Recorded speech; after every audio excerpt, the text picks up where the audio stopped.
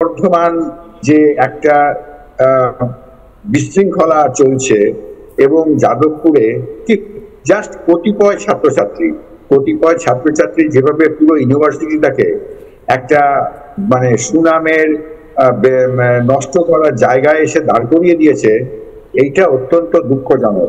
থেকে যাদবপুরকে যদি কর্তৃপক্ষ, রাজ্য সরকার, মহামান্য রাজ্যপাল এরা যদি বাঁচাবার চেষ্টা না করেন, তাহলে যাদবপুরের যে public perception, NIRF ranking a public perception একটা বড় ফ্যাক্টর কাজ করে।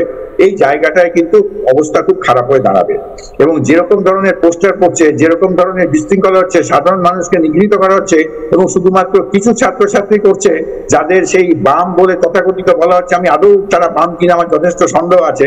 তো যাই হোক, তারা এক ধরনের দুষ্কৃতী।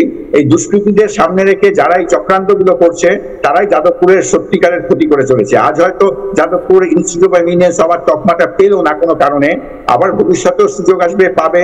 ন্যাকে র্যাঙ্কিং এ হাইয়েস্ট গ্রেড পায়, আবার পাবে। কিন্তু এই ধরনের বিশৃঙ্খলা বন্ধ করতে যদি অধ্যাপকরা এবং যদি কর্তৃপক্ষ, রাজ্য সরকার, রাজ্যপাল এরা চেষ্টা না করেন, তাহলে ভবিষ্যতে কিন্তু যাদবপুরের যত ভালোই রিসার্চ বা যত ভালোই পড়াশোনা হোক না কেন, আলটিমেটলি কিন্তু যাদবপুর আর উৎকর্ষে থাকতে পারবে।